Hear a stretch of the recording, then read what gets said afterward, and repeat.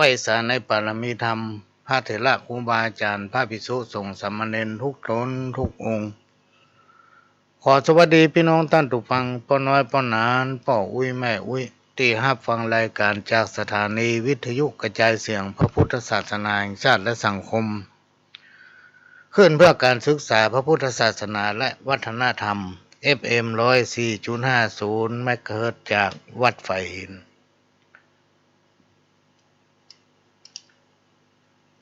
วัดไฟหินตั้งอยู่หลังมหาวิทยาลัยเชียงใหม่ตำบลสุเทพอำเภอเมืองจังหวัดเชียงใหม่และก็ต้องขอกราบขอบพระคุณทำลายสถานีที่ได้ลิงก์สัญญาณนำเอาเสียงนี้เผยแพร่สู่พี่น้องท่านผู้ฟังแถมสถานีหนึ่งแต่ว่าวันเสาร์วันนี้วันอาทิตย์พอดี2 วันเนี่ยพี่น้องท่านผู้ฟังทางสถานีมีภารกิจไปถ่ายทอด ก็เลยไม่ได้พบปะพี่น้องท่านผู้ฟังเมื่อวันเสาร์ที่ผ่านมาแล้ววันอาทิตย์ก็คือวันนี้ในภาคบ่ายโมงมาจนถึงบ่าย3ปกติทุกวันอาทิตย์พี่น้องท่านผู้ฟังเขาจะพบปะกันทางสถานีนี้ตั้งแต่เวลาบ่ายโมงไปจนถึงบ่าย3 โมงทุกวันอาทิตย์และก็5 โมงถึง6 โมงวันนี้ก็ถือว่าเป็นกรณีพิเศษที่ได้รับการอนุเคราะห์เมตตาจากท่านผู้อำนวยการสถานีหลังจากทางสถานีเสร็จจากภารกิจแล้วก็มาบอกว่าถ้าพระหลวงว่างก็เข้ารายการได้ ก็ได้มีโอกาสมาพบปะพี่น้องท่านผู้ฟังในภาคตอนค่ำวันนี้ตอนนี้4 โมงไปละพี่น้องท่านผู้ฟังเขาจะอยู่ด้วยกันไปจนถึงพุ่นใกล้จะ6 โมงก็จะได้เลิกลากันในวันนี้ก็จะได้นำเอาสาระสัพพะร้อยอันปันเรื่องพี่น้องท่านผู้ฟังมาเล่ามาอู้สู่กันฟังวันนี้เป็นวันที่3ขึ้น5 ค่ำเดือน10เหนือพี่น้องท่านผู้ฟังวันนี้ก็มีหลายงานเต้าที่ฮู้ก็มีเปิดตลาดใหม่ที่วงแหวนรอบ3ในเขตของล่องอ้อแล้วก็เมื่อตอนประมาณ11 โมงนี่พ่อหลวงก็ได้มีโอกาสไปร่วมงานร่วมพบปะแสดงความยินดีเนื่องในวันเกิดของลูกสาวเจ้าของร้านอาหารบ้านชานเมืองวงแหวนรอบ3เหมือนกันก็ได้ไปพบปะบรรดาญาติมิตรของเปิ้นบางกี่คนก็ได้นำคณะของทางวัดไปพี่น้องท่านผู้ฟังพระไปสันเพลที่หั่นพ่อหลวงก็เลยได้พอได้ไปกินข้าวก็ไม่ได้อย่างนักหนาหรอกมีบางกี่คน 4-5 คนด้วยกันช่วงนี้ภารกิจก็หนาแน่นหน่อยก็แถมบางกี่วันละพี่น้องท่านผู้ฟังจะถึงเวลาเทศกาลเข้าพรรษาในปี2565นี้ก็วันพุธที่13 กรกฎาคมพุทธศักราช2565ขึ้น15 ค่ำพี่น้องท่านผู้ฟังเดือน10เหนือซึ่งเป็นวันพระวันอาสาฬหบูชาท่านไหนอยู่วัดใกล้วัดรอบนอกชนบทเนี่ยส่วนมากมันจะมีวัดหมู่บ้านพี่น้องท่านผู้ฟังเรียกว่าวัดบ้านไผ่บ้านมันเนี่ยก็จะไปลืมพาลูกพาหลานเข้าวัดทำบุญในเทศกาลเข้าพรรษาบุญก็ได้พี่น้องท่านผู้ฟังแล้วเป็นการนำให้เราอ่อนเขาได้เรียนรู้ว่าวันเข้าพรรษาในปัญญาอย่างพ่องทางวัดมีกิจกรรมอย่างจะได้หลวงพ่อเจ้าอาวาสทุกวัด เปิ้นก็จะฮือสัมโมทนียกถาจะได้อธิบายลัก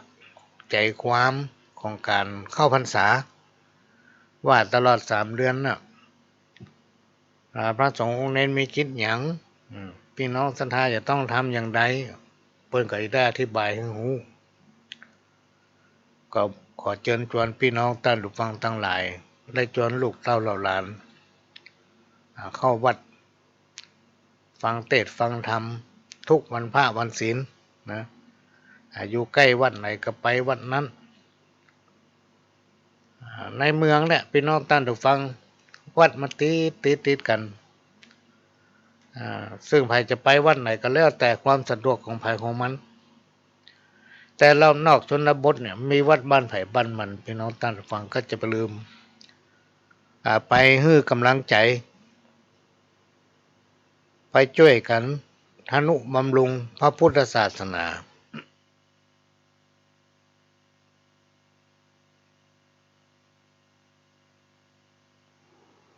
โดยการจักชวนลูกเต้าเหล่าหลานไปร่วมกันทำบุญที่วัดตามกำลังของภัยของมันครูบาอาจารย์เปิ้นเคยบอกประหลวงพี่น้องท่านผู้ฟังถ้าเราตั้งจิตตั้งใจไปเนี่ยมือ10 นิ้วก็ไปได้พี่น้องท่านผู้ฟังมือ10 นิ้วก็ไปได้มีข้าวตอกดอกไม้หรือว่ามีกับมือ10 นิ้วก็ไปไหว้ศาลขอพรจากเถระครูบาอาจารย์เพื่อจักจูงอาวุธลูกหลานเข้าวัดฟังเทศน์ฟังธรรมตลอดเทศกาลพรรษา3 เดือนตลอดเทศกาลพรรษาแล้วก็จะฝากให้ระมัดระวังพี่น้องท่านผู้ฟังเรื่องจากว่าช่วง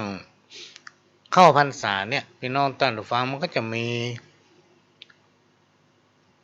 การปูจาเตียนเนี่ยก็ให้ระมัดระวังเพราะว่าอากาศมันแรงอากาศถึงวันนี้มันจะเหมือนก่อนเวลาฝนตกคำเดียวก็ตกคำเดียวก็ ย่างเนี่ยโอ้พอหันแดดน้อยพี่น้องท่านผู้ฟังฮ้อนอากาศมันแห้งนะอากาศมันแห้งเพราะนั้นก็ให้ระมัดระวังและก็รักษาสุขภาพเวลาเราไปที่ไหนที่มีคนหลายๆเนี่ยพี่น้องท่านผู้ฟังจะไปละเนอะปิดจมูกปิดหูดังใส่แมสเนี่ยโควิดเนี่ยมันยังมีอยู่มันวันไปวันมานะวันไปวันมาอยู่เนี่ยแต่ว่ามันจางไปพ่องละอีหลอก เพราะนั้นเราก็ต้องรักษาสุขภาพตัวเก่าจะไปห้ามฝนอาจจะไปให้เป็นวัดจะไปให้เมื่อยเวลาเจ็บเป็นเนี่ยรู้สึกมันผิดปกติก็ไปหาหมอรักษาสุขภาพเวลาจะกินข้าวปลาอาหารก็อุ่นเดี๋ยวก่อนแล้วก็กินพี่น้องท่านผู้ฟังภาวะเศรษฐกิจในยุคถึงวันเนี่ยมันไม่ค่อยดีเท่าไหร่ถ้าอู้ถึงอันยังก็ขึ้นราคาหมดเพราะอย่างพ่อน้ำมันก็ขึ้นราคาน่ะตอนนี้ลดลงน้อยหนึ่งนู่น60 สตางค์ ก็ใจอยู่ด้วยความระมัดระวังแล้วก็ทำตามความจำเป็นพี่น้องท่านผู้ฟังสิ่งไหนที่มันไม่จำเป็นเนี่ยก็สวะไปพ่องนะช่วยกันประหยัดในครอบครัวปัจจัยหรือว่าสตางค์เนี่ยในยุคปัจจุบันเนี่ยมันหายากแท้ๆแล้วมันจะมีกับบ้านเฮานะพี่น้องท่านผู้ฟังมันสะเทือนไปทั่วโลกมันเป็นกันไปทั่วโลกเลยท่านลองติดตามข่าวพอเถอะโจรผู้ร้ายก็นักในยุคปัจจุบันเนี่ยบอกว่าที่ไหนลองติดตามข่าวมันจะมีถึงวันเหตุที่ไม่เกิดขึ้นมาเนี่ยนอกจากจะมีโจรผู้ร้ายที่เป็นโจรผู้ร้ายที่เขาหันว่าโอ้มันนี่เป็นการจี้ปล้นอันนี้เป็นการซกชิงวิ่งราวเนาะมันก็ยังมีแก๊งอุบาททำ แก๊งอุบาทมันเป็นจะได้แก๊งอุบาทก็คือที่เป็นห้องว่าอย่างคอเซ็นเตอร์เนี่ย ก็เฮ้อระมัดระวังเด้อพี่น้องท่านผู้ฟังพ่อเว้ยแม่เว้ยอยู่บ้านอยู่จองคนเดียวเนี่ยอย่างโทรศัพท์เนี่ยเฮาใจบ่ค่อยเป็นเท่าใดหรอกพี่น้องท่านผู้ฟังเฮาใจบ่ค่อยเป็นไอ้แก๊งคอลเซ็นเตอร์เนี่ยมันมาตั้งโทรศัพท์มันจะมาจุมาหลอกเฮาน่ะก็เฮ้อระมัดระวังในยุคปัจจุบันเนี่ยพี่น้องท่านผู้ฟังเนื่องจากว่าอาหารการกินหรือว่าปัจจัยมันก็หายากอาจจะอยู่จะไปก็ละยากลำบากนะในจะโรคโควิดในจะเป็นหน้าฝนซึ่งลำนอกชนบทเนี่ยบ้านได้ไปไหนต้องแยกการทำงานอย่างหน้าวันก้าดำนาเนี่ยต้องง่ายทำนานะลองสังเกตข่าวพอเฮาบัดตันยุคบัดตันสมัยคือหู้บัดตันเขาในยุคปัจจุบันเนี่ยมันมีสปะเพราะฉะนั้นอัตหิอัตโนนาโถนะพี่น้องท่านผู้ฟังเอาต้องเปิ้งตัวเก่าดูแลตนเองนะดูแลตนเองนี่ก็มาฝากไว้ก่อนที่จะนำมาสาระสปะมาเล่าสู่กันฟังก็ได้รับการวิเคราะห์จากท่านผู้อำนวยการสถานีหลวงพ่อพระครูสมุวิสุวัตรวรกิจโจได้ให้การอนุเคราะห์เมตตาให้เวลาพี่น้องท่านผู้ฟังว่าหลวงเข้ารายการได้เลยเนอะก็เลยเข้าก่อนเวลาหน่อย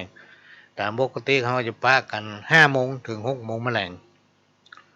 วันนี้ก็เข้าก่อนเวลา4 โมงไปดำเนินรายการโดยกับผมพระหลวงสว่างท่าดินจันทร์ประธานเครือข่ายกองทุนแม่ของแผ่นดินจังหวัดเชียงใหม่และ8 จังหวัดภาคเหนือ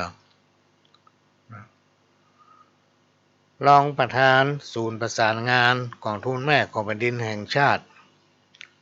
และทำตำแหน่งหนึ่งก็คือเป็นประธานคณะที่ปรึกษาผู้ตรวจราชการภาคประชาชนจังหวัดเชียงใหม่สังกัดสำนักงานปลัดสำนักนายกรัฐมนตรีกรุงเทพก็ทำงานหลายอย่างพี่น้องท่านผู้ฟังเป็นงานเสียสละเป็นงานของจิตอาสานะ เรียกว่าเป็นคนของเจ้าบ้านเป็นคนของประชาชนนะแต่ในบ้านของบหลวงนี่ประทำละศูนย์เรียนรู้นะก็เน้นไปตั้งเครือข่ายเนื่องจากว่าเขาเป็นประธานเครือข่ายของจังหวัดเชียงใหม่ซึ่งมี20 หัวอำเภอถึงหมดกันมีหลายปันนะพี่น้องท่านผู้ฟังหลายปันหมู่บ้านกองทุนแม่ของแผ่นดินถึง8 จังหวัดภาคเหนือเนี่ยเฉพาะเชียงใหม่นี่ก็ไป500 ป่ายละเขาไม่ได้ทำบ้านตัวเก่าแต่ออกไปส่งเสริมหมู่บ้านกองทุนแม่ของแผ่นดินหลายพื้นที่ไปให้ข้อจินเนี่ยก็ได้รับรายงานนะในจังหวัดเขาเนี่ยมีพระหลวงเป็นประธานเครือข่ายของจังหวัดเชียงใหม่และก็ได้มีรองประธานร้อยสเก็ตป้อกำนันจุมพลชัยรุ่งเรืองกำนันตำบลแม่คือพี่น้องตัดฟังนั้นเป็นรองประธานเครือข่ายของจังหวัดและรองประธานภาคตั้งสังกัดแป้งก็มีปหลวง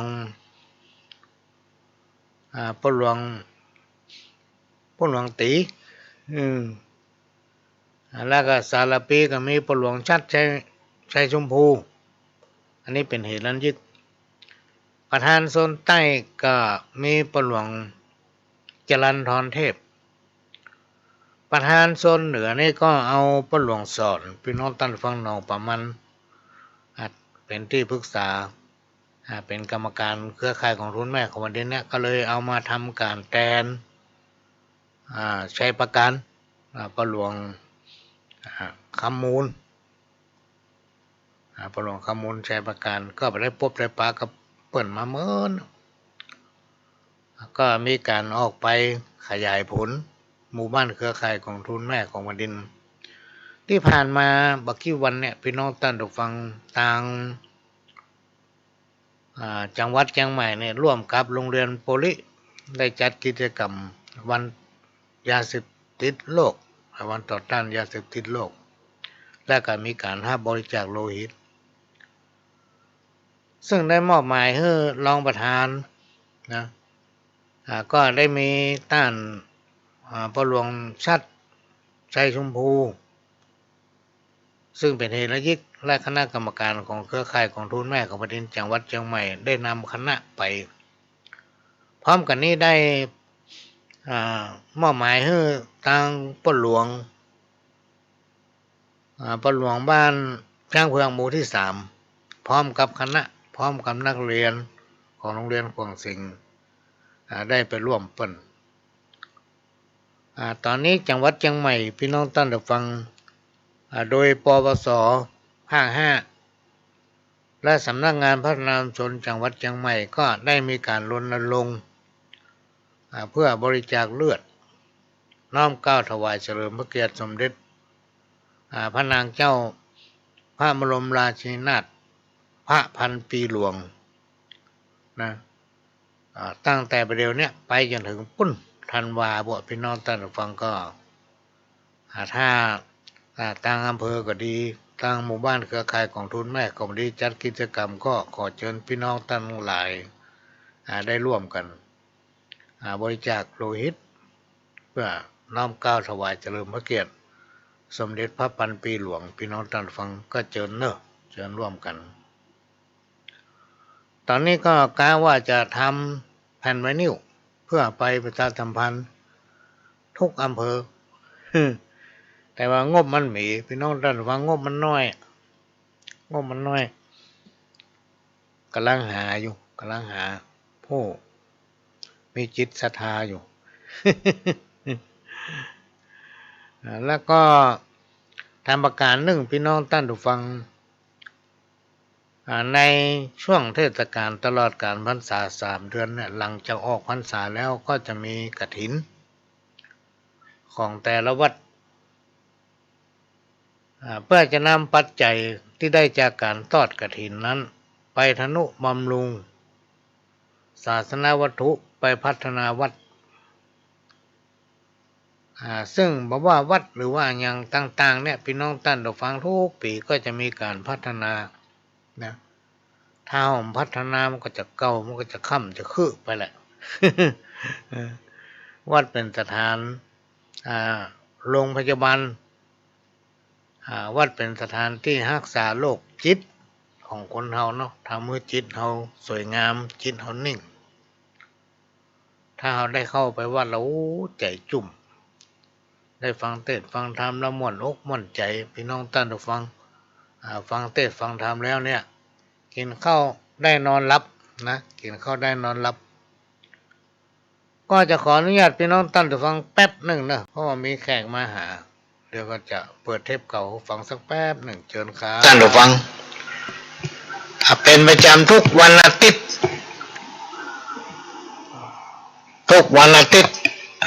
ช่วงบ่ายก็บ่ายโมงถึงบ่าย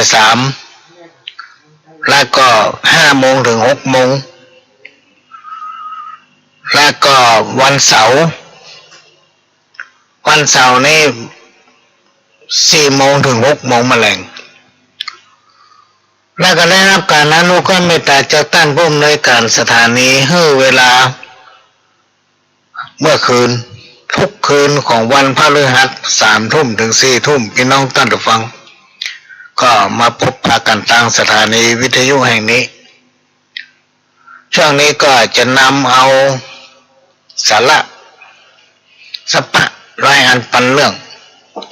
จากประสบการณ์จากการที่ได้ยินได้ฟังที่ได้เรียนรู้มาให้พี่น้องท่านผู้ฟังได้รับฟังกันวันนี้ก็จะนำเอาคำของคนสมัยก่อนพี่น้องท่านผู้ฟัง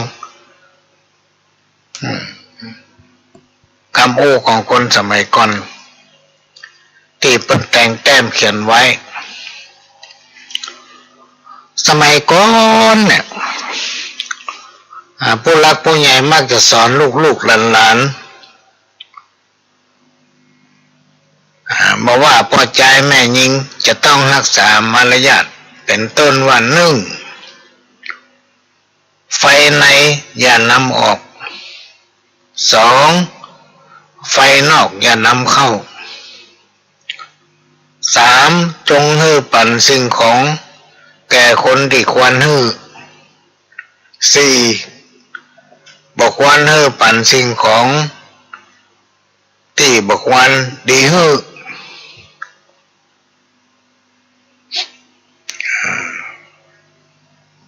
แล้วก็ข้อที่ห้าควรนั่งให้เป็นสุขข้อที่หกควรนอนให้เป็นสุขข้อที่เจ็ดควรกินให้เป็นสุขข้อที่แปดควรนอบน้อมต่อเทวดาในบ้านควรนอบน้อมต่อเทวดาในบ้านก็คือพ่อกับแม่พี่น้องท่านผู้ฟังพ่อแม่นี่เป็นถึงเทวดาเป็นถึงพระพรหมของลูก เป็นถึงตู้ ATM เป็นถึงธนาคารให้กับลูกเพราะว่าลูกเป็นแก้วแก่นตาของพ่อของแม่พ่อกับแม่นี่เป็นผู้ที่มีพระคุณกับลูกสุดที่จะประมาณได้โบราณอาจารย์ท่านผู้รู้เพิ่นได้แต่งแต้มเป็นข้าวเป็นเครือไว้ว่าเอาท้องฟ้าเนี่ยเอามาปูแผ่นกระดาษนะแล้วก็มาเขียนบุญคุณของพ่อแม่เขียนพระคุณของพ่อของแม่ขนาดว่าเอาน้ำตึงมหาสมุทรมาเป็นลำมือเขียน ยังเขียนแบบเสี่ยงเลยพี่น้องท่านผู้ฟังพ่อแม่คือเทวดาในบ้านในทางพุทธศาสนาพ่อแม่คือพระองค์แรกของลูกพ่อกับแม่นะเพราะฉะนั้นเราต้องคือการเคารพยำเก่งเลี้ยงดูเปิ้นคือเปิ้นได้มีความสุขกายสุขใจถ้าไผ่ทำมาอย่างกระปอกกับแม่อย่างใดเนี่ยแม่อนาคตเนี่ยพี่น้องท่านผู้ฟังครูบาอาจารย์เปิ้นเคยอู้ไว้ว่าลูกเต้าเหล่าหลานเคยทำกับมันอย่างนั้นไอ้ลูก อันนี้ก็เป็นสิ่งที่เปิ้นคนเฒ่าคนแก่เปิ้นอู้ไว้ไอ้เนี่ยกับพ่อกับแม่เนี่ยดีได้บุญพี่น้องท่านผู้ฟังไปทำกับพ่อกับแม่มาดีผลกรรมมันมีอย่ามาตอบมาใส่มาแตนพ่อแม่เขาเนี่ยถ้าเป็นตายไปอย่างนี้ห่อเข้าซ่อหาวันค่ำก็มีไผเหมือน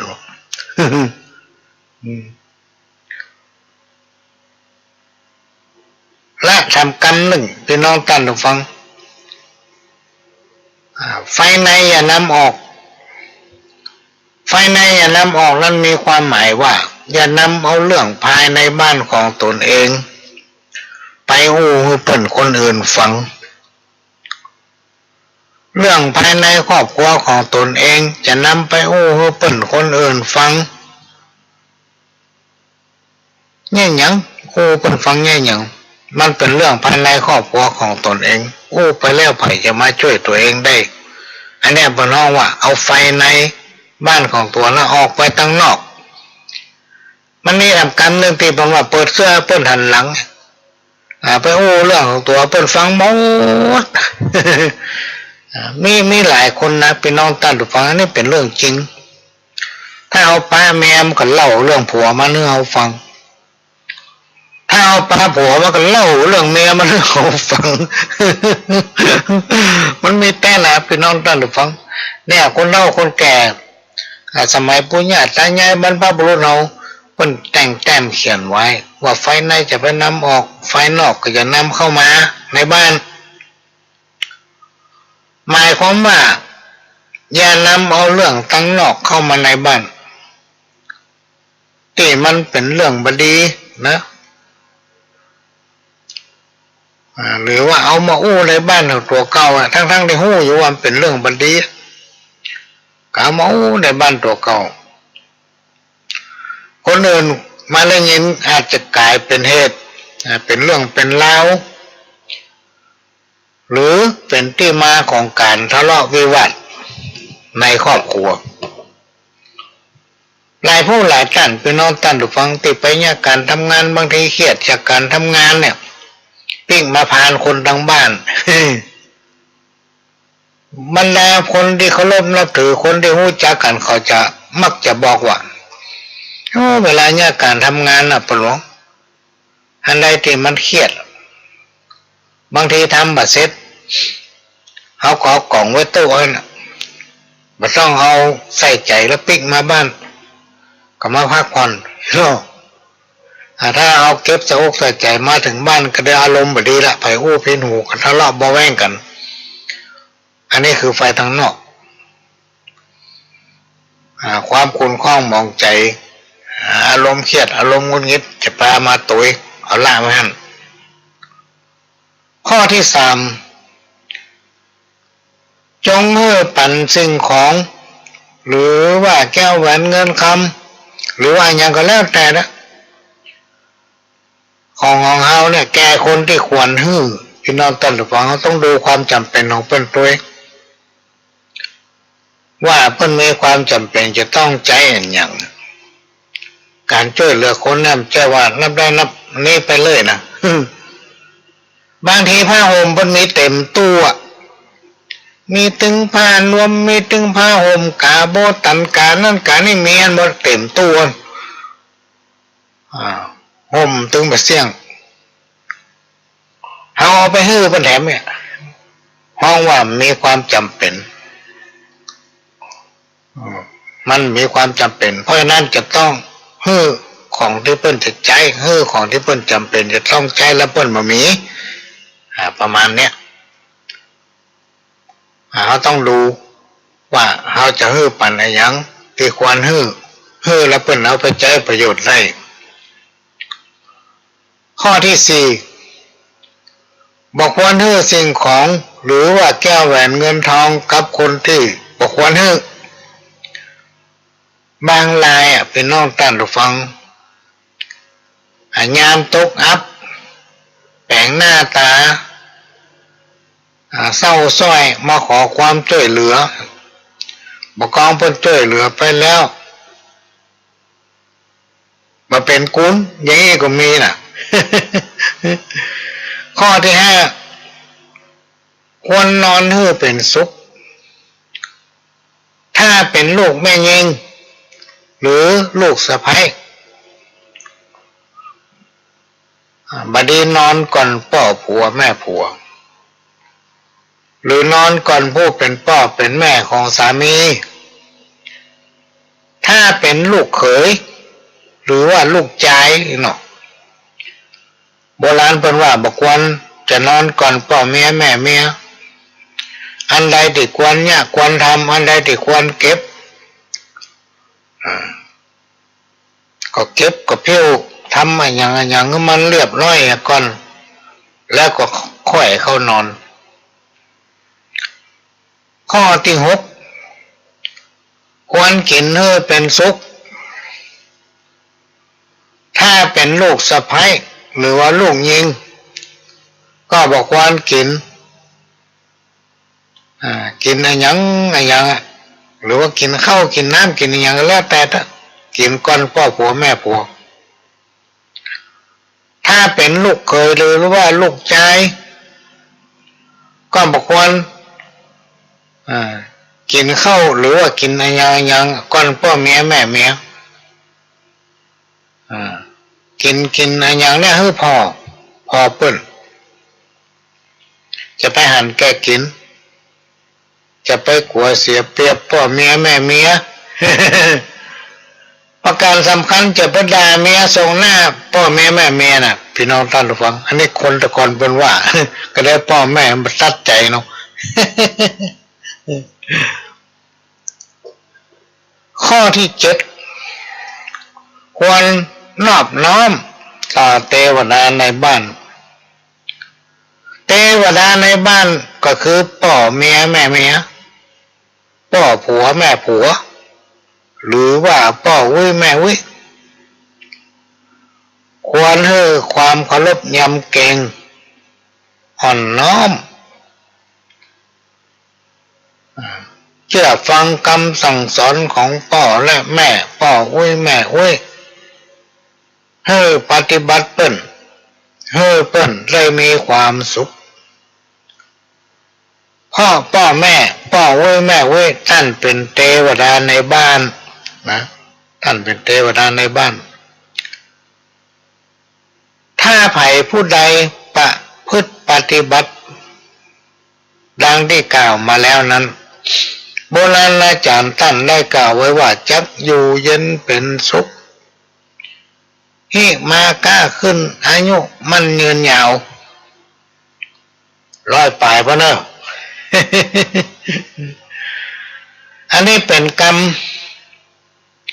ที่ปู่ย่าตายายพ่อแม่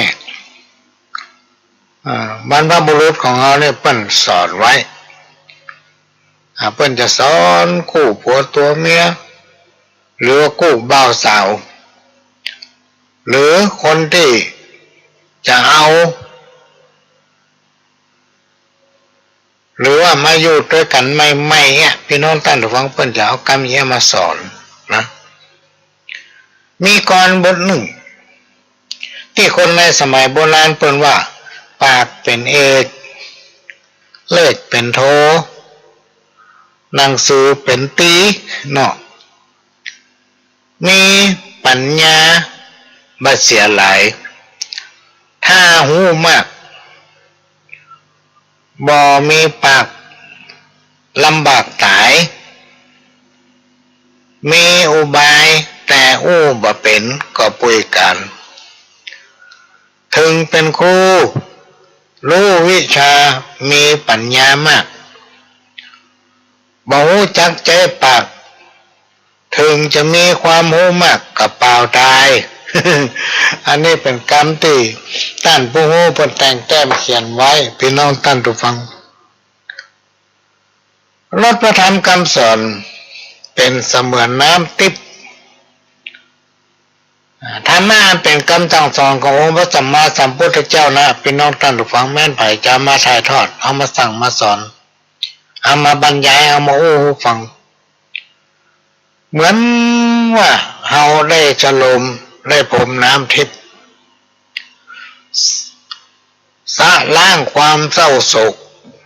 หรือว่าขจัดความหมองจิตนะความหมองจิตหมองใจนี่หายไปพระสงฆ์ทำหน้าที่เป็นเหมือนจิตแพทย์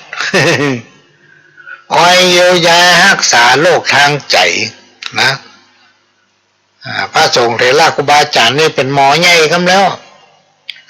คนมาสบายใจเข้าไปหาเพิ่นก็จะเอาน้ำทำคำสั่งสอนองค์สัมมาสัมพุทธเจ้านำมาอู้หูฟัง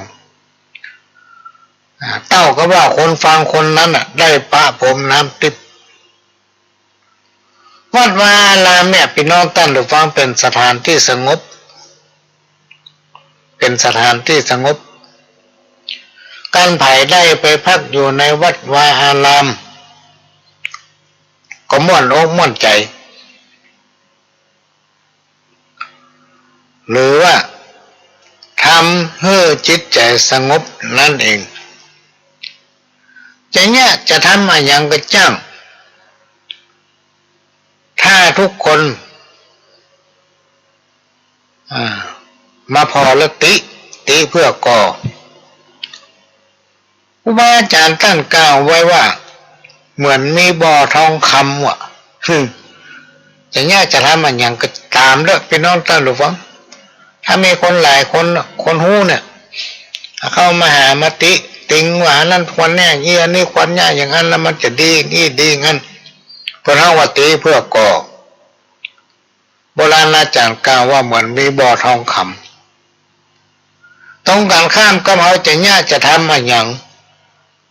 ถ้ามีคนมาคอยแนะนำมาแนะนำว่าโอ้ยยี่ถ้าจะดีเลยข้อเนี้ยเหมือนได้ฟังธรรมร้อยกันนี่หรอถ้ามีคนมาแนะนำชีวิตของคนเรามนุษย์ที่เกิดมาอยู่ร่วมโลกเดียวกันถึงวันเนี้ยพี่น้องท่านผู้ฟัง ทุกชีวิตจะหนีบ่พ้นกับการต่อสู้เหมือนกันที่ว่าชีวิตคือการต่อสู้กับวิธีของชีวิตของแต่ละคนที่หันก็คือต่อสู้กับภัยธรรมชาติต่างๆที่เราทุกคนจะต้องหนีบ่พ้นการต่อสู้ของคนมนุษย์เราแถมประการหนึ่งคือการต่อสู้กับมนุษย์ด้วยกันกับคนด้วยกันเนี่ยบอกว่าจะเป็นการต่อสู้ทางด้านความคิดและปัญญานะประการสุดท้ายคือการต่อสู้กับเหตุการณ์ประจำวันคนมนุษย์เฮาทุกชีวิตพี่น้องท่านผู้ฟังจะมีชีวิตที่แตกต่างกันไปนะและจะต้องพบปะในสิ่งต่างๆที่ย่อมจะเกิดขึ้นกับมนุษย์ของเราเพราะว่าดีบอกว่าให้แต่ละคนน่าจะหนีบ่พ้นเพราะฉะนั้นในยุคปัจจุบันเนี่ยมันก็เลยทำให้เกิดปัญหาและอุปสรรคในการพัฒนา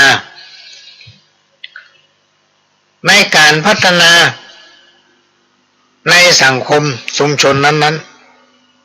ๆนะถึงวันเนี้ยมันเกิดจากอะไรอย่างเกิดจากหนึ่งในสังคมทุกสังคมพี่น้องท่านฟังจะต้องมีคนหันแก่ตัว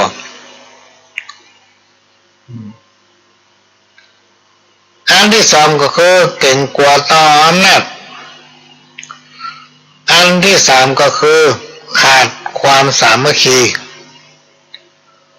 อันที่สี่ก็คือมีทิฐิสูงอันที่ห้าชอบตำหนิก้าคนอื่นอันที่หกก็เป็นคนที่ชอบสงสัยตลอด อันที่เจ็ดแข่งกันเป็นใหญ่อันที่แปดอ่อนการศึกษาเนี่ยอ่อนการศึกษาเนี่ยสำคัญคนมีปัญญาเนี่ยเอาคำสองคำมารู้เรื่องคนที่มีการศึกษาเนี่ยปากพอเป็นปอด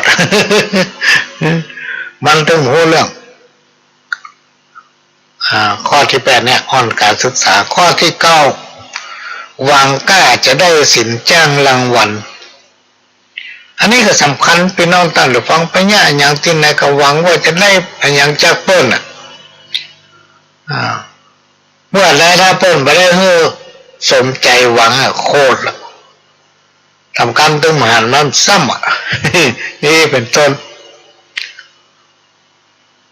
จิตที่สงบหรือจิตที่บริสุทธิ์มีสามประการนะมีสามประการจิตสะอาดมีหนึ่งอันที่สองคือจิตสว่างอันที่สามคือจิตสงบคำว่ายาเนี่ยพี่น้องท่านฟังมีคำว่ายาอยู่ห้าประการมันห้ามไว้นะหนึ่งอย่าปากไวสองอย่าใจเร็วหรือว่าใจอย่าเร็วอันที่สามอย่าฟื้นความเก่าอันที่สี่อย่าเอาเรื่องของคนอื่นมาคิดอันที่ห้าอย่าคิดอกุศลคือคิดบ่ดีคิดอกุศลคือคิดบ่ดี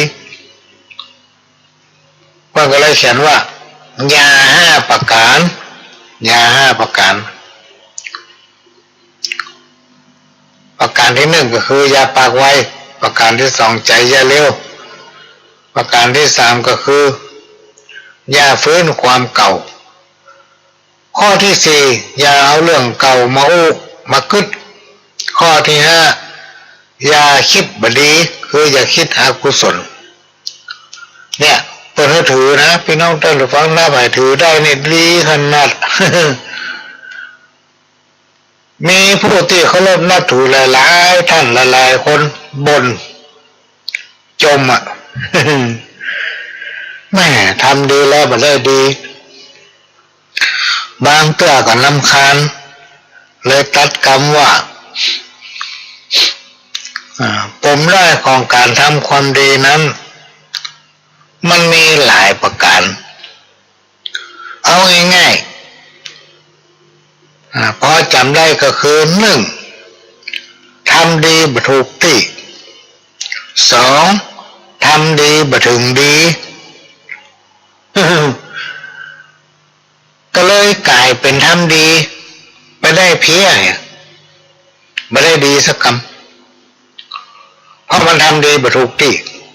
ทำดีบ่ถึงดีนะจำไว้นะพี่น้องท่านผู้ฟังอันนี้เป็นคำที่คนตะก้อนเปิ่นแต่งแต้มเขียนไว้ก็มาหูฟังการอย่างนี้มันหาฟังยากแล้วในยุคปัจจุบันเราอ่อนหมูแม่เรายังหมูเท่าบุคคลหานี่คำป้ามันมาฟังข้าวอันนี้เป็นข้าวเกี่ยวกับไวทองเนี่ยเปิ้นเขียนมาว่าสวัสดีพี่น้องทั้งหลายม่อนข้าจะขอกล่าวจี้สยายจะขอบรรยายเป็นสายเป็นซ้อยเจิญฟังกอยแต่เก้าชีวิตของคนเวียนวนแต่เล่าเมื่อล่วงเข้าไวทองจับใส่ลางพ่องนั้นผิวพันหม่นหมองลูกหลานประคองขึ้นกองหล่องบ้านบางคนนั้นหนาอู้จ่าปากแต้มจนลูกหลานลำคาญหนีละจมแซมตึงวันลำพันสะปะป้าไผ่ก็อู้โวยวายบางพ่องก็เชื่องจ้า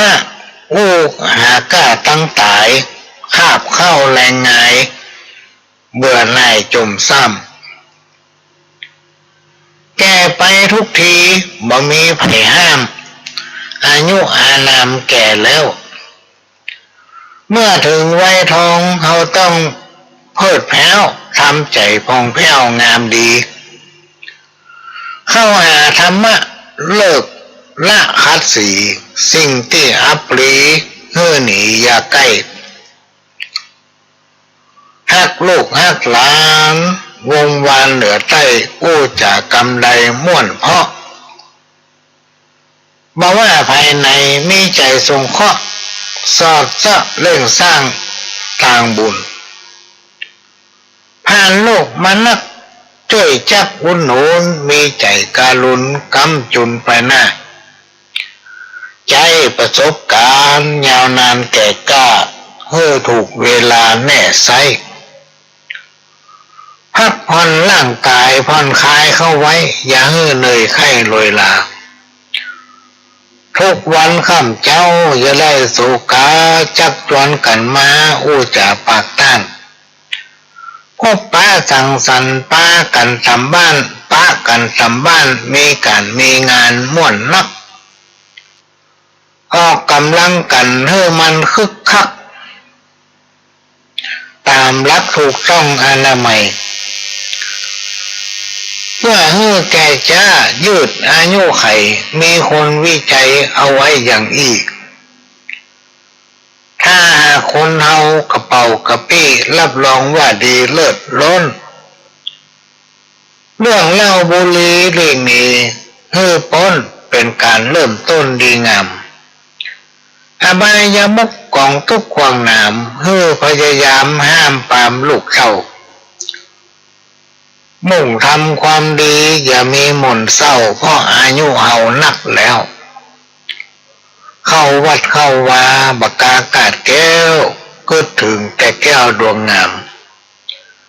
ไตรรัตนะองค์ข้าทั้งสามสมณะจีพรามอย่ามินเล่นปรับปรุงแก้ไขเดินไปตามเส้นเชื่อในกรรมเวรเข่งคัดในโลกสังขารในโลกสงสารสังขารผูกมัดจำกัดขีดเส้นแนวทาง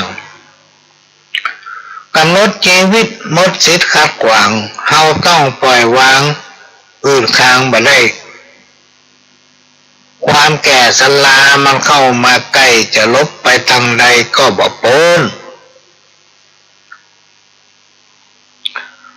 ความแก่ชราเนี่ยพี่น้องท่านฟังหนีพังได้ถึงพ้นถึงปะมัน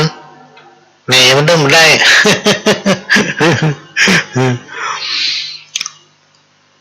จะลบไปทางใดบ่พ้นเมื่อถึงวัยทองต้องคิดค้นหาทางเริ่มต้นดีๆแม้อายุนักควรมีศักดิ์ศรีอู้จาพาทีเป็นที่เชื่อได้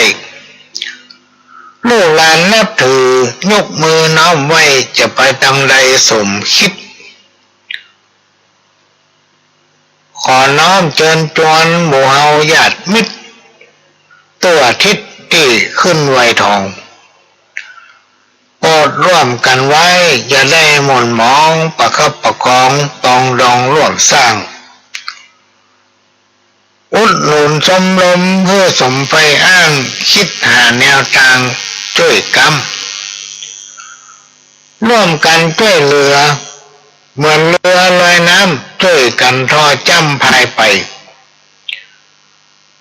ขอเชิญเพื่อนพ้องพี่น้องไกลๆมีการอันใดร่วมใจเติมตุ้มงานนักเป็นเบาหากเฮาอบอุ้มเป็นหมู่เป็นจุมเรียบร้อยขอเชิญเทวาทิศาใหญ่น้อยตีตามไฟห้อยคุ้มครองเมื่อมีลาภะโภค่าเข้าของทรัพย์สินเงินทองเนืองนองตัวลาภอายุยืนสดชื่นเก่งกล้ากำลังวังชาคึกคักจะไปทางใดไผ่ก็ฮักประจักษ์ทั่วหน้าล้านนาขอจบตอนนี้เต้าเอก่อนและนายเฮย อันนี้เป็นข้าวไวทองพี่น้องท่านผู้ฟังส่งมาจากแผ่นหัวปลืมละ ลืมคนส่งก็มาด้วยกันฟัง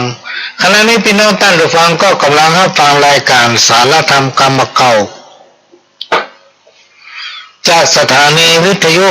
กระจายเสียงพระพุทธศาสนาแห่งชาติและสังคมขึ้นเพื่อการศึกษาพระพุทธศาสนาและวัฒนธรรมFM 104.50ไม่เกิดจากวัดไฟหินวัดไฟหินตั้งอยู่หลังมหาวิทยาลัยเชียงใหม่ตำบลสุเทพอำเภอเมืองจังหวัดเชียงใหม่หลังมช.เนอะพี่น้องท่านผู้ฟังท่านใดที่จะช่วยกันอนุเคราะห์เมตตาโอนสตางค์ทนุบำรุงสถานีก็ไปได้ทุกธนาคารพี่น้องท่านผู้ฟังแล้วก็ไปบอกเขาเพิ่นว่าขอโอนสตางค์ทนุบำรุงสถานีของวัดไฟเห็นน้อยเต้อไอ้นอกบัญชีเพิ่นอยู่ธนาคารกสิกรสาขาถนนสุเทพเลขบัญชีจดเนอะ471-227-492-7จดตันก่อนได้จะบอกคำล่ำหนึ่งก็มีความจำเป็นที่จะต้องแจ้งพี่น้องท่านผู้ฟังว่าต้องช่วยกันทนุบำรุงสถานีถ้ามาอ่านเกิดดักพิงไม่ได้ฟังกันนะ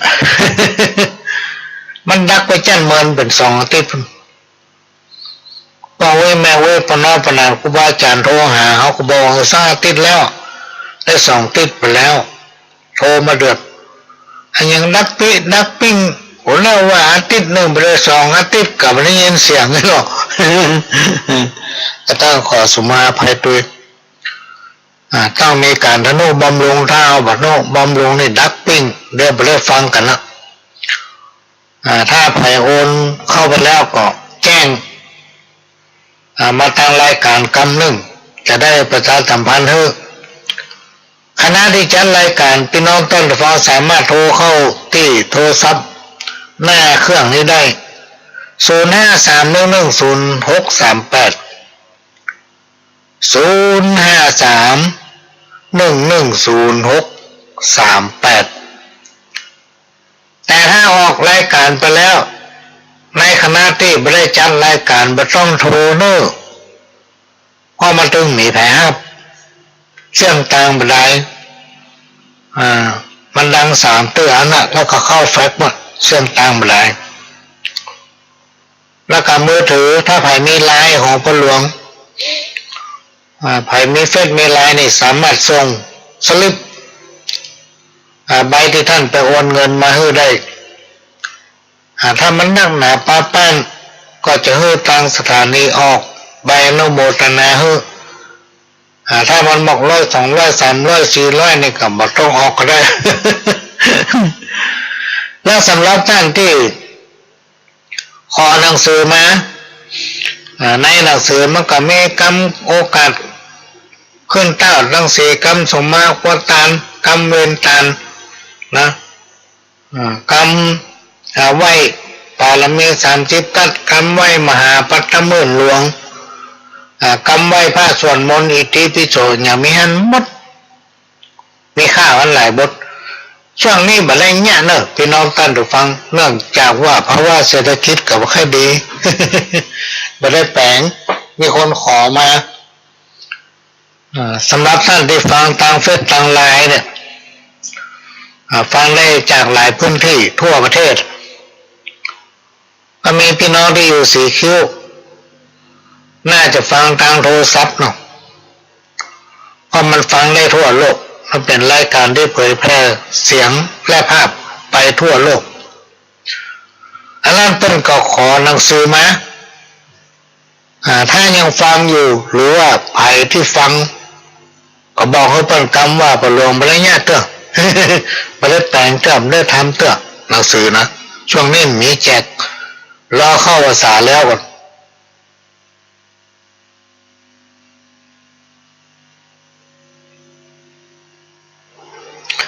ใกล้แล้วนะพี่น้องใกล้จะเข้าภาษาละจะเทศกาลเข้าพรรษาละจะไปลืมไปวัดไปว่าชวนลูกหลานไปช่วยกันนำธรรมะเข้าหมู่บ้านสังคมชุมชนทั่วโลกเปิ้นยกย่องว่าพระพุทธศาสนาของเรานั้นสอนให้คนรักกันทำให้คนรักกันความสมัครสมานความสามัคคีจะเกิดขึ้นได้กันด้วยความรักกันอยู่ด้วยกันเหมือนเป้เหมือนน้องนะเราจะต้องช่วยกันนะพี่น้องท่านผู้ฟังทั้งหลายนำเอาธรรมะอันเป็นคำสั่งสอนของสมมาสัมพุทธเจ้านั้นเข้าบ้านเข้าจองเข้ามาเป็นข้อปฏิบัติเอามาเสริมเอามาพัฒนานะเอามาปรับแต่งเมื่อมันเข้ากันกับการประกอบสัมมาอาชีพเมื่อมันเข้ากันกับชีวิตของเราถึงวันมันจะอยู่ได้ฟังกรรมทำกินข้าวลำนอนหลับ ถ้าไปฟังกรรมที่เล่าพิษกันทุกวันมันอู้กรรมเก่าต้องมาแล้วมาหายอู้เริ่มไปก็เริ่มมาไม่ใช่กะอู้เฮาพอมันเตียวทำเมาเข้าเตียวไปตั้งหน้าถอยมาตั้งหลังเตียวไปตั้งหน้าถอยมาตั้งหลัง มาฟังข่าวของป่อเขาให้ตุ้ยตาบ้านปะตึงตำบลแม่ฮอนอำเภอสังกะแปงจังหวัดเชียงใหม่อันนี้เป็นข่าวเรื่องผู้หญิงไทยสมัยนี้หนอ พอรูปรอดีนักดีหนาแต่ว่าเสียวไส้กับเขาโซขานุ่งสั้นหนานุ่งสั้นนั้นหนาล่อตาล่อหน้าหันแล้วหน้าขันอันเสื้ออันผ้ามีขายราคาบันนักผ้าถุงคนเมืองเอามานุ่งเตียวสั้นปอโศกมันมาจัดนักเป็นปันโหลอกแม่พุทโธอดพอไปได้ขาดำขาขาว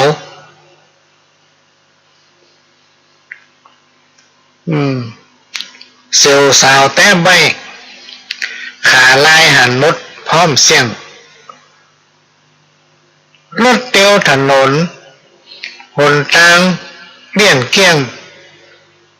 จนกันลำเลียงล้มทับเพราะว่าคนขับเมาพอขาพับของสาวสมัยปัจจุบันอีโล อันนี้เรื่องลุงอดพอมาได้กะโอ้ยาแต่ยาวว่ะแล้วตัวหนังสือเปิ้นก็งามแต่แล้วตัวหนังสือมันติดกันพี่น้องท่านหรือฟังอ่านยากคุยอ่านยากมาอ่านบนนี้ดีกว่าอันนี้เรื่องอย่างวนเนอตัวหนังสือป้อจันงามแต่ว่ามาอ่านเนี่ยก็เดินต้องไปเกาเนาะมันมีหลายฉบับนะพี่น้องท่านฟังนักขนาดบอกให้มีเวลามาเกาเฮ้ยเอาไว้โอกาสหน้าเนาะถ้ามีเวลาจะเอามาเกาเฮ้ตอบปัญหาดีกว่าตอบปัญหาจากคนฟังไหวสาปหลวงสว่างเจ้าพี่น้องแม่ได้ติดตามรายการของพ่อหลวงมาเมินแล้วหลายปีเนาะ มีสาระดีมีคติสอนใจดีและก็ได้นำมาปฏิบัติได้ผลดีแต่อยู่จุ่มเนื้อเย็นใจกินได้รับกินได้นอนรับบ่ฝันร้ายอยากจะเฮ้อพ่อหลวงยากเนาะยากจะเฮ้อพ่อหลวงจัดรายการไปเมินไปเมินขอไหว้สาพ่อหลวงได้ตอบข้อคงใส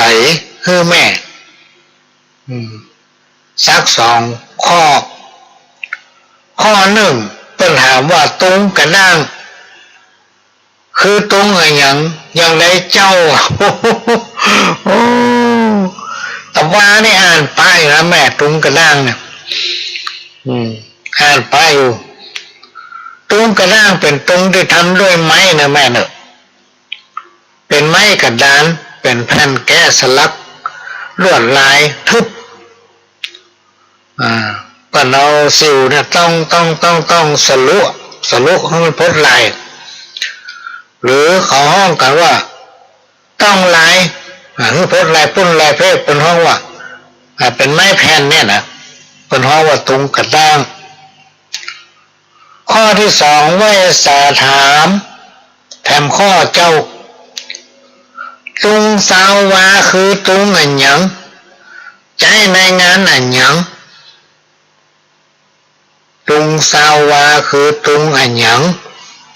ใจงานอันหยัง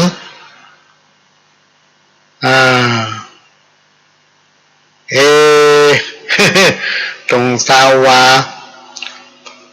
ตุงสาววาเนี่ยพี่น้องท่านรู้บ้างแม่คนที่ถามมันมีลักษณะเหมือนตุงใจเนี่ยแต่มันมีความยาวสาววาบางที่ก็มาถึงชื่อมันมาได้หรือสาววายนะการมายาวไม้นะมาแปลงเสามันนะถึงสาววากันนะบางที่บางแห่งมันแปลงมาถึงสาววานะแต่เป็นใส่ชื่อว่าตุงสาววาเมื่อนำถวายแล้วก็จะใช้ประดับ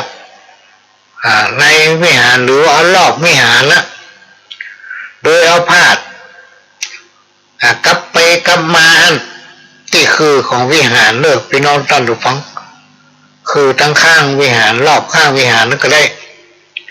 กลับไปกลับมาเพราะว่าตรงนั้นมีความยาวถึง20 วากันนะสมัยก่อนก็มีความเชื่อว่าหมู่บ้านใดหรือว่าสถาบ้านไหนวัดไหนเนี่ยบรรทุกบรรลงกันเนี่ยสถาพีถูกกันที่นะบอกว่าป้องเหนือป้องใต้ป้องตั้งหน้าวัดป้องตั้งหลังอยู่ดีสบายพิษหัวกันสงสัยว่าคืดมันมาตกกับพี่น้องสถายกันมาตกกับวัดกายเนาะมันก็เลยร่วมกันคิดช่วยกันทำตรง20 วาเนี่ยพี่น้องท่านผู้ฟังใครมีแก้วแหวนเงินคำก็มาให้มาหอมกันเพื่อนำถวายเพื่อกับวัดถวายกับวัดก็มีการสืบชะตาเรื่อยไล่ปัจจัยกันเพื่อทนุบำรุงวัดเป็นขน้ำก้าไฟอีกเป็นต้นแล้วก็ตรง20 วาน่ะรอบแวกวิหารนั้น อันนี้เป็นกุศโลบายของการทำบุญของคนสมัยก่อนแล้วก็ต่อมานี่ก็แปลไปละพี่น้องต้นหรือฟังแปลงไปถึง20 วาละแต่ใส่ชื่อ20 วานั่นน่ะนี่ก็ตอบไปแล้วเนาะมาได้แม่มันขี้น้อยใจเนาะถ้าประตอบเริ่มไปได้สตางค์กันมั้งเพื่อก็จะได้จะร่วมทนุบำรุงสถานีสัก10 บาท20 บาทหัว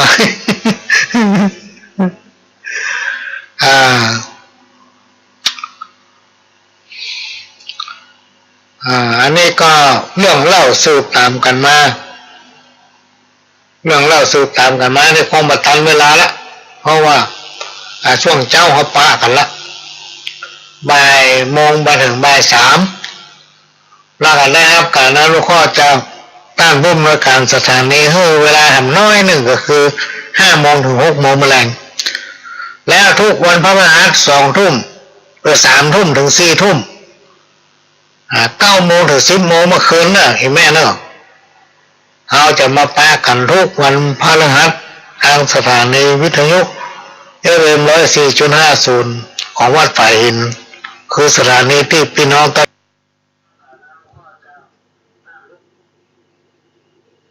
ก็ผ่านไปพี่น้องท่านผู้ฟังเปิดเทปเก่าให้ฟัง วันนี้ก็นึกว่ามาได้เข้ารายการละพอดีได้รับการอนุเคราะห์เมตตาจากท่านผู้อำนวยการสถานีว่าตอนนี้ทางสถานี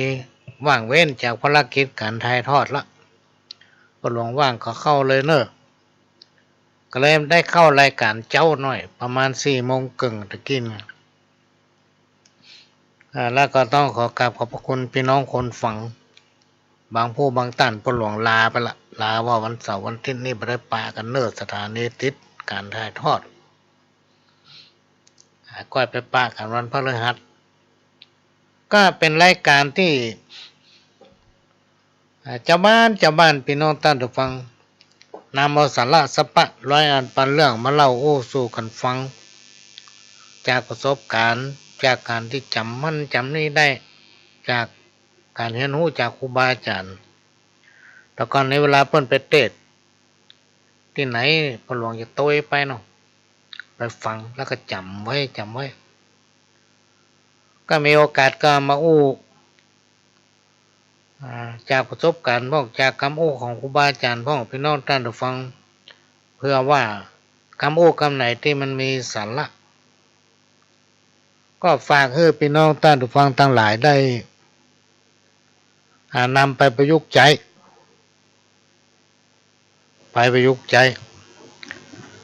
ร้านใดที่มัน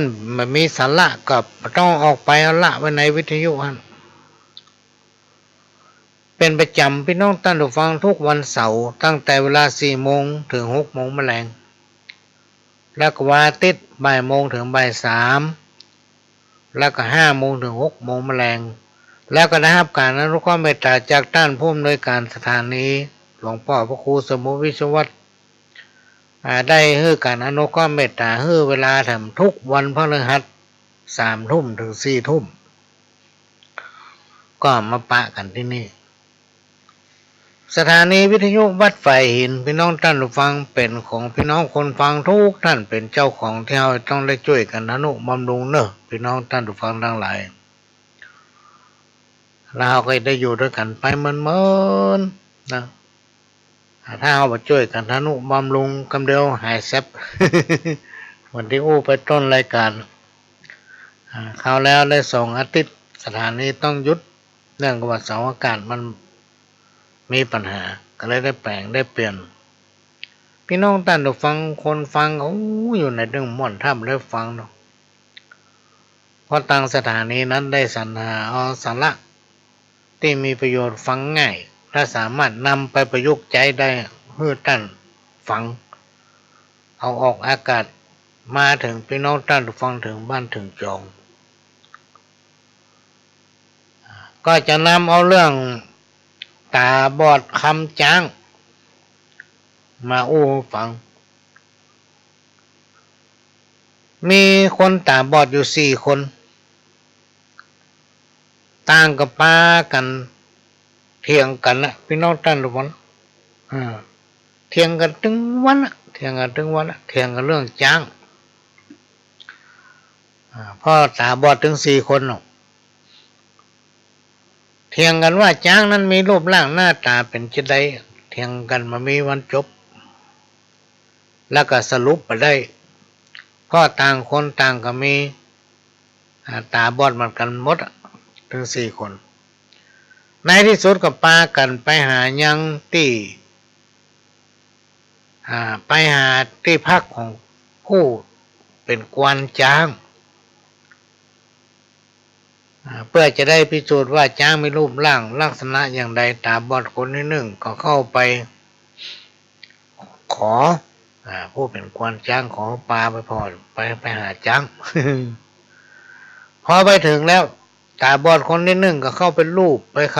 ำลำตัวของจ้างแล้วก็มานึกในใจแต่ที่จริงจ้างมีรูปลักษณะเหมือนกับฝาเฮือน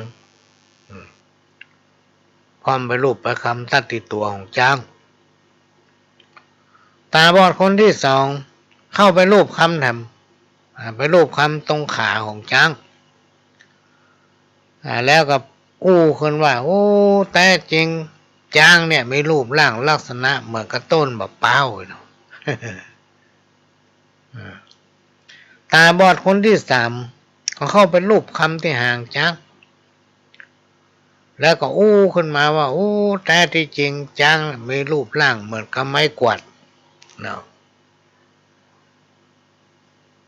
ตาบอดคนที่4เข้าไปรูปคำที่งวงของจ้างแล้วก็ขึ้นมาว่าแต่ที่จริงแล้วจ้างเนี่ยก็เหมือนมือของคนเฮาเนี่ยและกระทบเถียงกันอย่างรุนแรงตกลงกันไปได้ พ่อเป็นตาบอดถึงหมดแล้วก็ไปสวมคนละตีในที่สุดก็ทะเลาะกันพี่น้องท่านผู้ฟังพ่อความคิดประตรงกันพ่อมไปยุบไปกำคนละตีสรุปไปได้ก็เลยพิษหัวกันตัดญาติขาดมิตรกลายเป็นศัตรูกันพี่น้องท่านผู้ฟังพ่อมีความคิดหันคนละแง่คนละมุมคำสอนในทางพุทธศาสนานั้นมันสง่างามด้วยศีลสมาธิปัญญา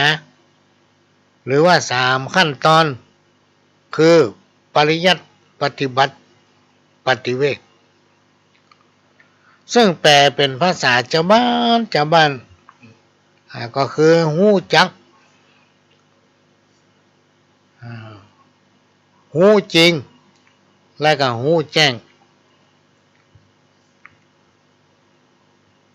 นิทานสอนละอ่อนเนี่ยเปรียบได้เหมือนสภาพของพุทธบริษัทพี่น้องท่านผู้ฟังในปัจจุบันเนี่ยในยุคปัจจุบันแตกแยกกลายเป็นหลายกลุ่มนะหลากหลายความคิดถึงขั้นกับก้าวหักล้างกันเองซึ่งผิดวิสัยของพุทธศาสนิกชน เฮาทุกคนต่างเป็นอย่างนี้มีความคิดที่บ่ตรงกันมันก็เปรียบได้เหมือนคนตาบอดทั้ง4คนเนี่ยพี่น้องท่านผู้ฟังคนหนึ่งไปกำที่ต้องก็หาว่าเหมือนฝาคนหนึ่งไปกำที่หางก็เหมือนไม้กวาดเนี่ยหมอหนึ่งไปลูบไปคำตำขาก็หาว่าเหมือนต้นมะพร้าวคนหนึ่งไปกำงวง ก็หาว่ามันก็เหมือนมือเขาเนี่ยพี่น้องท่านผู้ฟังความคิดหันอาจประตรงกันก็เลยสอนให้รู้เรื่องจ้างมีหลายๆท่านที่ไปฟังครั้งหนึ่งประหลวงเคยไปนึ่งเทพที่สนามหลวงเปิ้นมาจัดนิทรรศการวันวิสาขะก็มีการเต้นอย่างเงี้ยมีการเต้นพระเพื่อจะสอนโดยอ้างจากประสบการณ์ของตนเองมายืนยันนะเพื่อให้พุทธบริษัททั้งหลายหันหน้าเข้าหากันมีความสามัคคีสมานสามัคคีถ้ามันเป็นคำสั่งสอนขององค์พระสัมมาสัมพุทธเจ้านั้นพี่น้องท่านผู้ฟังถ้าเราช่วยกันประคับประคองนะซึ่งมีกองธรรมถึง 84,000 พระธรรมขันธ์เนี่ยมารวมกันเข้าเป็นกองเดียว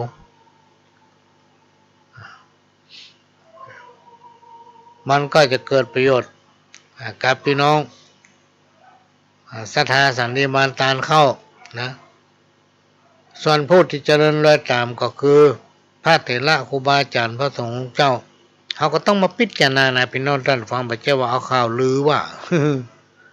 10 กรรมที่เปิ้นเอามาเป็นข่าวเนี่ยบ่เต้าก็เฮาได้ฮู้ประวัติความเป็นจริงสิ่งทั้งหลายเหล่านี้มันอยู่ที่คนดีๆก็มีนักนะครูบาอาจารย์พระสงฆ์องค์เจ้าสงฆ์องค์เน้นเนี่ยที่ดีๆก็มีนัก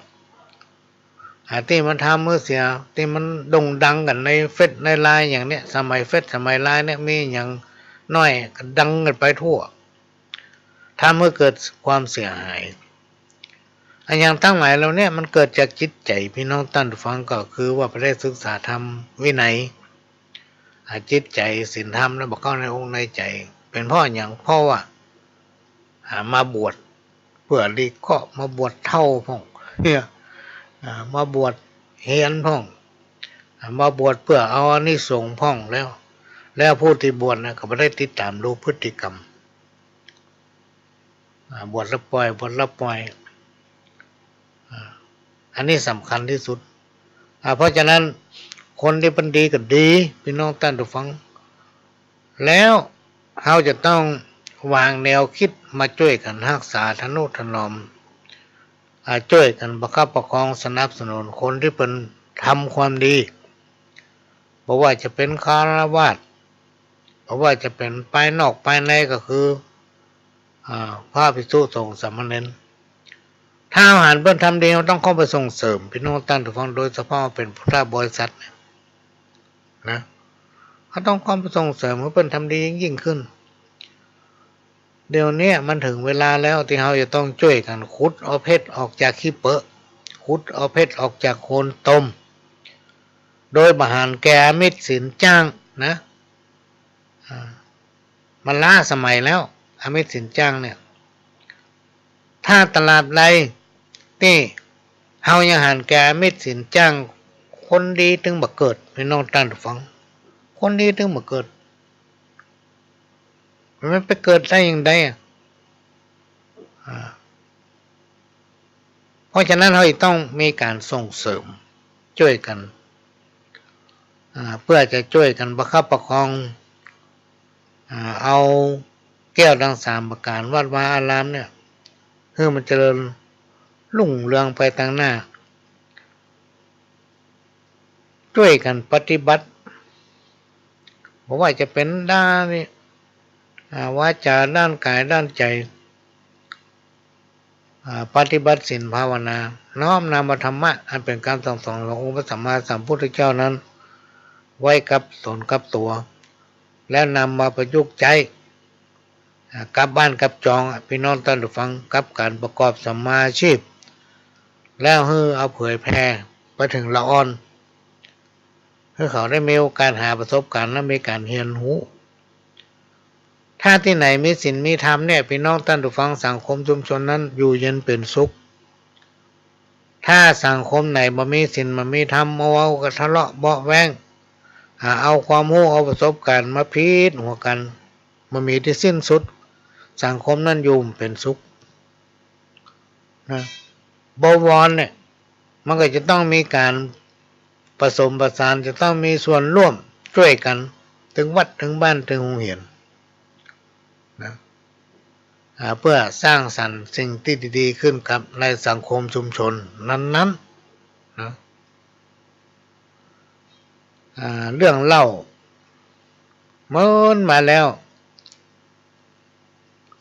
มีพ่อค้าเกวียนหมู่หนึ่งมีเกวียนอยู่ปันเล่มปันกันอีกนะบรรทุกสินค้าไปขาย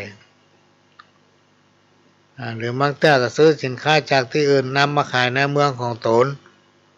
ต่อมามีวันหนึ่งบรรดาพ่อค้าเกวียนมานั่งตกลงกันว่าเที่ยวนี้จะเอาสินค้าของตนไปขายต่างเมืองแต่ว่ามันเป็นช่วงฤดูแห้งแล้งถ้าไปพร้อมกันเกวียนถึงปันลำล้อถึงปันลำเนี่ยสามารถที่หาเวลาจอดพักที่เดียวกันได้การกินน้ำกันอย่างสปาสเปดในจะงัวจะกินหญ้าแต่ไม่เพราะฉะนั้นแบ่งออกเป็นสองรอบแรกก็500 เล่มเกวียนรอบ2ก็500 เล่มเกวียนแล้วก็มาจับเบอร์กันพี่น้องท่านผู้ฟังกลุ่มที่1กลุ่มที่2กลุ่มแรกซึ่งบรรทุกสินค้ามากมายเข้าป่าอาหารน้ำกินใส่เต็มลำนะ